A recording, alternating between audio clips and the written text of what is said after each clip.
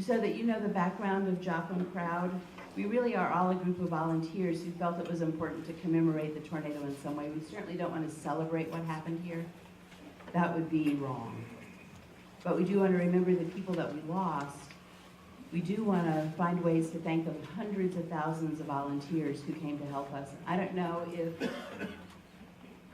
if you were in a session where you might have heard this, but with the volunteer help that we received from all around the country, in terms of our FEMA bill, it added up to $17 million worth of support. And that's really astounding because we could never, it could have bankrupted our city if that bill had been paid in cash. So it was paid with love, and that's really meaningful to all of us. So we wanted to thank volunteers. We do want to celebrate how far we've come. For those of you who took the tour yesterday, I hope you were impressed with some of the new sights and sounds around Joplin. But we wanted to pay it forward, and this conference is our way to pay it forward, so that what you hear here today and what you heard yesterday will help you be better prepared. So that's our goal with what we've done here in these last 2 days. When we planned the conference, I feel like I'm gonna eat this now. When we planned the conference, we wanted to be certain that you had the opportunity to hear the lessons that were learned across the spectrum of response and recovery, but at the same time, we wanted to make sure that you understood that there's really a very personal side to all of this as well. And that working in recovery touches lives in ways that you might not expect. And the experiences that you share, sometimes, I was in a group yesterday with Walt, and he said, they had been to many meetings, and then finally they reached a point where they talked about what had happened in their own lives. You get busy when you're doing the work, and you forget that the people that you're working with may have a story to tell that you need to hear. So today I have 3 speakers that are going to come up over the next hour to talk about angles that you might not have heard or how it touched them in particular ways. So our first speaker today, I know Gary Bandy's somewhere in the wings. You should make your way to the front, would you? I would say that every TV viewer has a favorite weatherman. I'm sure all of you have somebody that you like to watch, somebody that you think gets it right more often than not, who's funny without being corny, which Gary doesn't always fulfill. And really, most importantly, somebody that you can trust. And for many of us, that was Gary post-storm, because we have a really heightened awareness to weather in Joplin. And so when something appears looming, we want to know the probability and the likelihood that something will happen, and Gary was a face that we could trust. He was the chief meteorologist for Joplin's NBC affiliate, KSNF, until he retired in November of 2014. He had certainly seen other tornadoes. We had a tornado in Pierce City in 2003. We call it the Iris Road tornado south of Joplin in 2008, where 24 people died. But then covering this tornado was certainly something of greater magnitude. And in the process of driving to the station, Gary found himself almost in the middle of the tornado. He could have been one of our fatalities if things had gone another way. So I'm glad that you'll get to hear his perspective on the event and what you might expect if the worst should come your way. So I'd like to introduce Gary Bandy.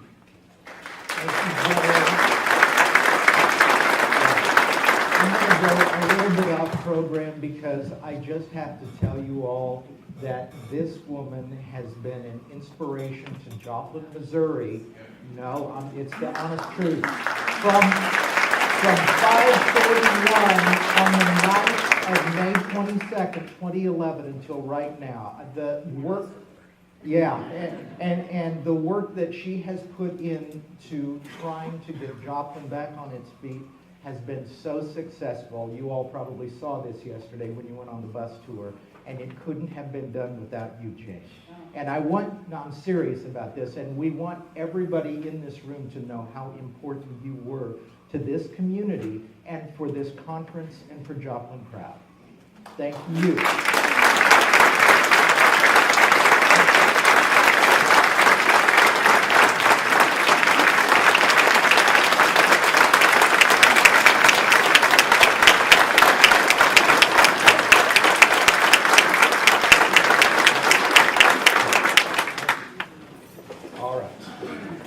first question to you all, and I'm going to have a few, is why didn't you sleep in today?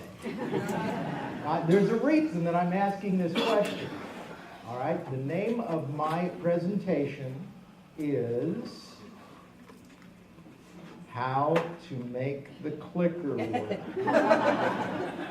Let me see here. What have we got?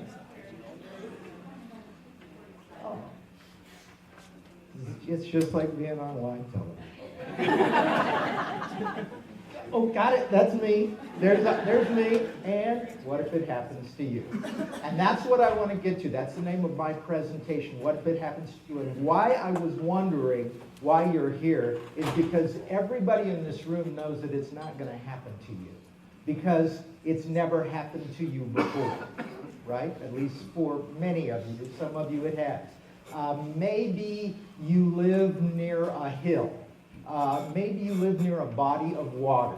And that means that you've heard all your life that we can't have a tornado in a situation like that. We can't have a hurricane in a situation like that. I grew up 60 miles from here in Parsons, Kansas. When I grew up in that town, we had a hill off toward our west called Bender's Mounds. And everybody said, tornadoes can't come to Parsons, Kansas because Bender's Mounds are out there.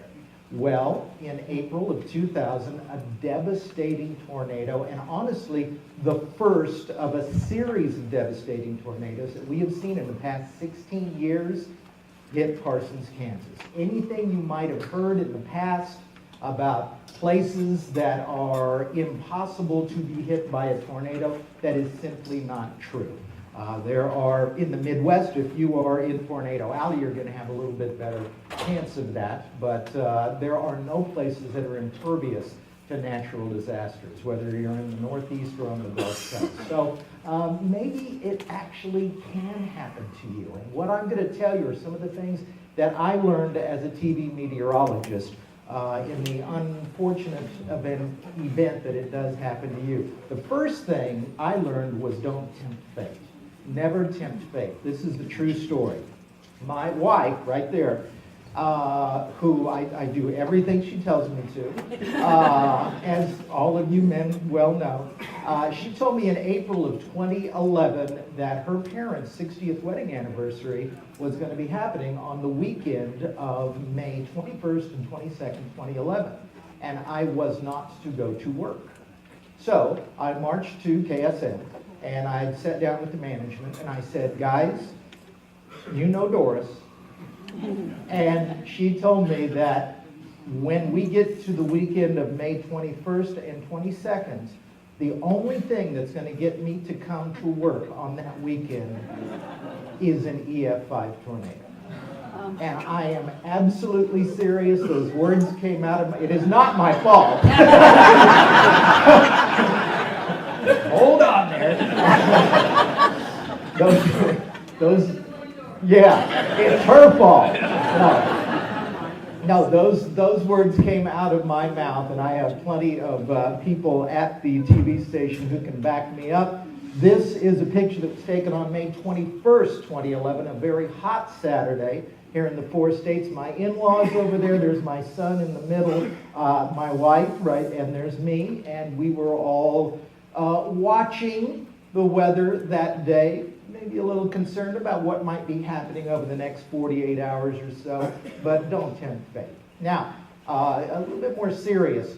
How many people in this room have heard the phrase being situationally aware? You being who you are, yeah, almost everybody in this room. That has become kind of a catchphrase over the past 10 years, certainly in meteorology, in city management, in emergency management. You have to know the potential of what might be happening in your communities so that you can prepare for that. It's situational awareness.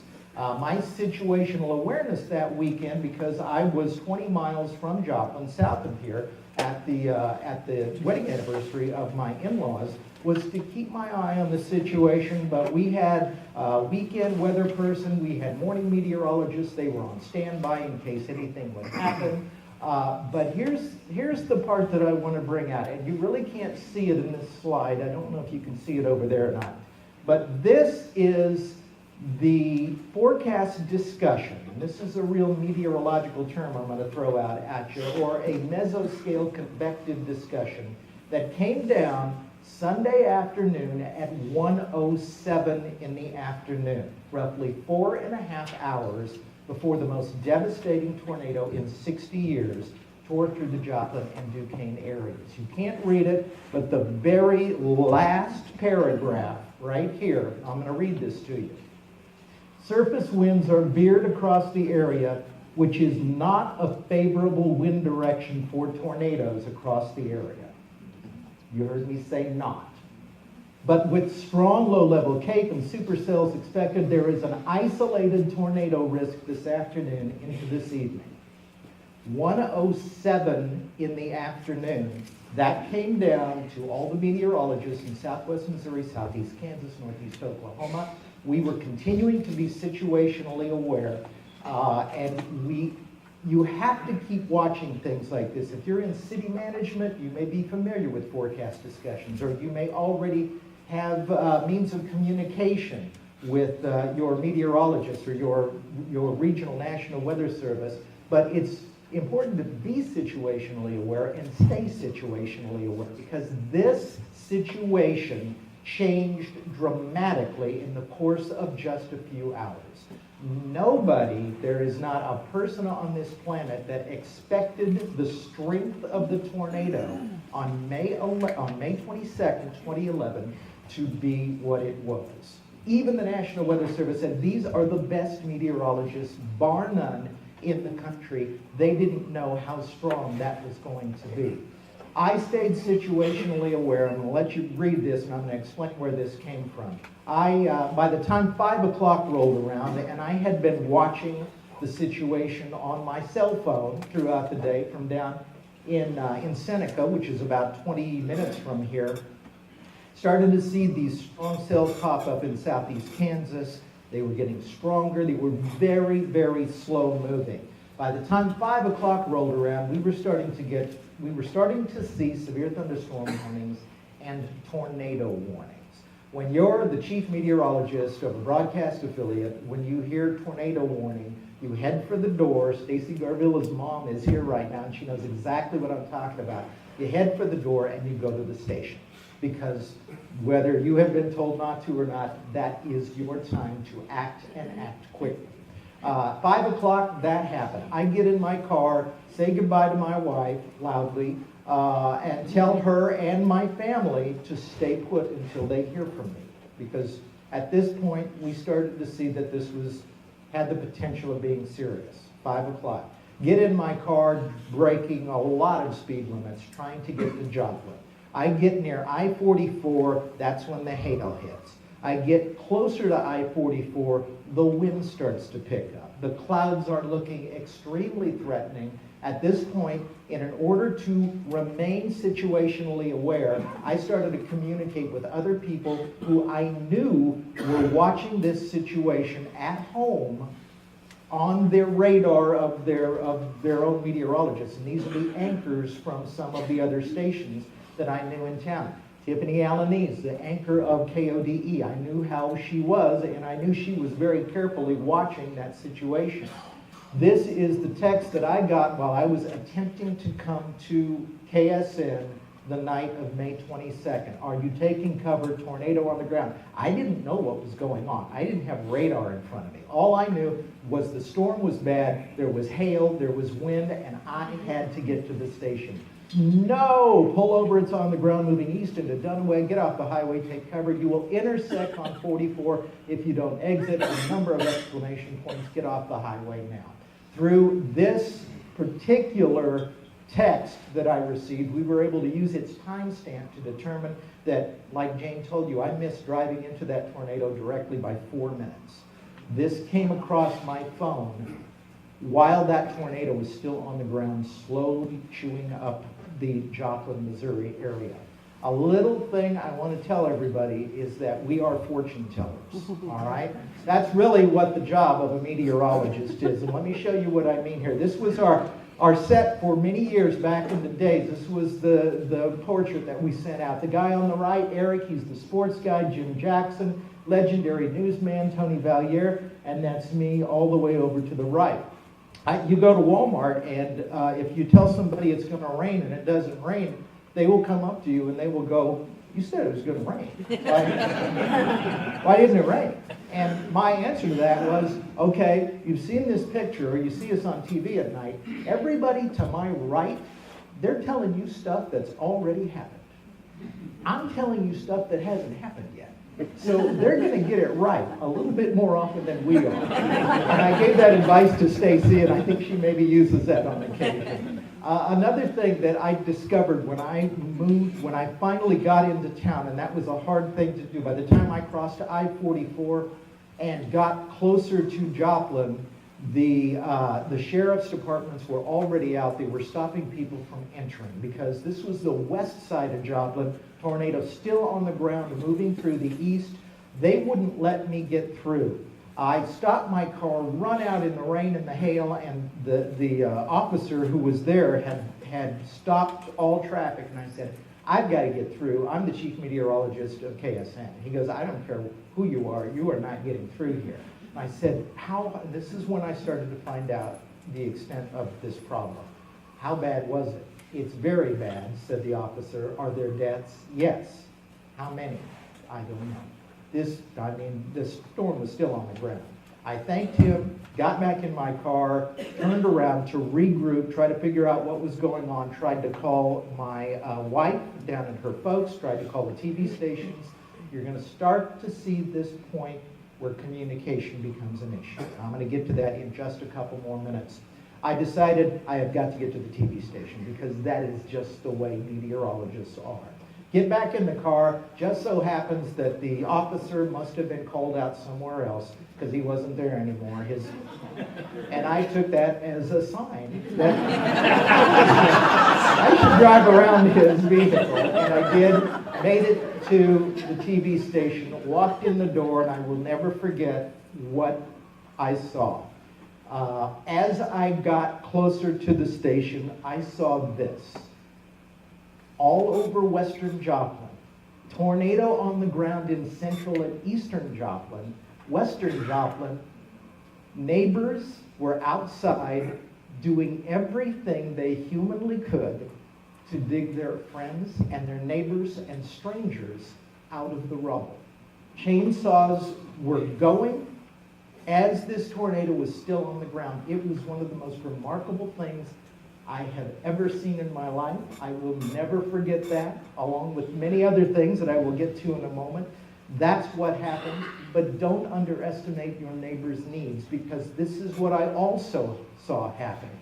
There were people with chainsaws, and there were people hurting like you have never seen people hurt before in your life.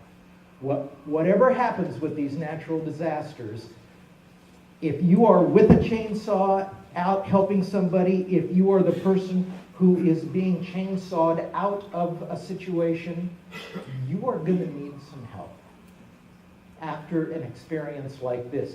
So don't underestimate the needs and the abilities of your neighbors and the people that you live in your community with.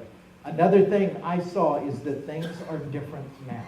It was hard to understand that until I walked in the door of the TV station. The first thing I heard were people crying. That had never happened before. And we had been through quite a few bad storms, including a storm that caused our tower to fall and destroy our television station. But people were crying. The air was different in that station. I came in, we had our morning show meteorologists, Caitlin McCardle and Jeremiah Crook. They had been covering things until I could get there. Once I got there, I let them go to do what they had to do. Jeremiah's pregnant wife was at Walgreens working, and he had no idea what her situation was. He knew the Walgreens had been hit. He didn't know what, she was about to have a baby in three or four weeks. These are all pictures from Joplin. This is what, excuse me, this is what we started to see that night. And we saw for days and weeks afterwards, until our neighbors helped to clean it up. Things are different now. One very important thing, and I mentioned this earlier, is don't assume you're going to have communication We take these things for granted so much. We don't think about it. You need to call your wife or you need to text somebody. They're always there. That was not the case as early as the night while the time this tornado was still on the ground. What had happened? That's what happens right there. These are the cell towers. They get uprooted. They get destroyed. We had almost no ability to talk via the telephone. There were texts that went through, but they didn't all go through. So communication is something that you will find if you are ever, hopefully, and this never happens to you, in a situation where you go through one of these natural disasters, you're going to have to figure out how to communicate because it's all going to be different. Don't assume that you're going to know where you are. Let me show you this picture. This is Joplin. What do you see? Here's a road, here's debris, here's more debris, but what do you not see up there? Street signs. It was amazing. This is another thing you take for granted and no idea that how lost you can be in a place that you've driven by 20 times a week as you go to work, as you go to church, wherever you're going. Street signs are gone. All of the landmarks are gone. You don't know where you are. That happened to so many people here in the Joplin area. And when I've talked to people who've gone through this, including Pilger, Nebraska, I talked to a lady from Pilger, said the same thing. That is almost one of the first things that will happen when you go through a tornado or a hurricane, anything like this. Something that occurred to me a week ago, the Weather Channel flew me down to Atlanta and was nice enough to put me on a show that's going to air this coming Sunday morning, the 5th anniversary of the tornado. And we were getting near the end of the show. It was me and a lady from Pilger. And he said, look, we got to wrap this up. How do you want to end this? And he goes, Gary, 20 seconds, which means I don't have a whole lot of time to talk. And that's a problem with me, as you probably know. Right then and there, something occurred to me. For decades, I went to schools and I said, kids, when you go home, make sure that when you talk to your parents or your caregivers, you have a plan for severe weather. The sirens go off, know where you're supposed to go, know what you're supposed to do, put on your bicycle helmet, go into the stairs, whatever your plan is, make sure you have that plan in place. It occurred to me on the set of the show called Weather Geeks on the Weather Channel, in that 20 seconds, that this needs to be scaled out. We have a plan in our homes. Do we have a plan in our communities? The lady from Pilger who had gone through, where are the Pilger folks? And I know they're in here somewhere, right back there. I talked to her. I believe there was one fatality, a 5-year-old girl. There were 2 fatalities, one of them a 5-year-old girl. But it virtually destroyed most of the town. Is that correct? That's correct. I asked her, I said, well, were people where they could hear the sirens? And the answer was, well, our sirens weren't working that day. And it was astonishing for me to hear that. But in your communities, that's something that I really urge you to check when you get back home. Make sure that everything is in place, your sirens are working, that you have a plan community-wise, not just individual-wise. And finally, let me finish this up with maybe the most important part of this. Know that you will have a moment, all right? You're going to see some of the most horrible things that you've ever seen in your life. And I honestly didn't see the worst of it because I was the chief meteorologist and I was at the station for a good week. But your friends, your neighbors, EMTs, police, they will go out and in the process of trying to get their towns back together again, they're going to see the horrible destruction that a natural disaster can wreak upon a town. It will be some of the worst things they will ever see. On the other hand, after seeing all of that, you're going to see the most amazing outpouring of emotion that you will ever see in your lives. These images that I'm going to show you happened all over Joplin, all over Duquesne for the next few weeks. People selflessly helping their friends, their neighbors, look at all of these people who've gotten together to help rebuild the home of this couple. This is where they saw, it gets emotional. This is where they saw their home rebuilt. This happened over and over and over again in the Joplin and Duquesne areas. The morning of the following Saturday, which was the day that Will Norton was found, he was one of the casualties and a friend of my son's. That Saturday morning was the first day I had off work.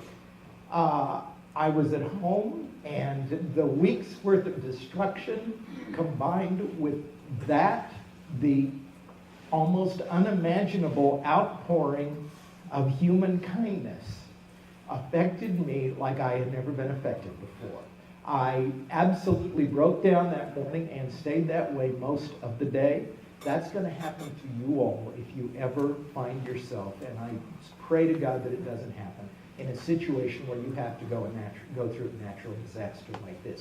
You'll see the worst things you've ever seen, and you'll see the best things that you've ever seen. I hope it doesn't happen to you, but I also hope that you take some of this back with you, and now you have a little bit of an idea of what to do if it does.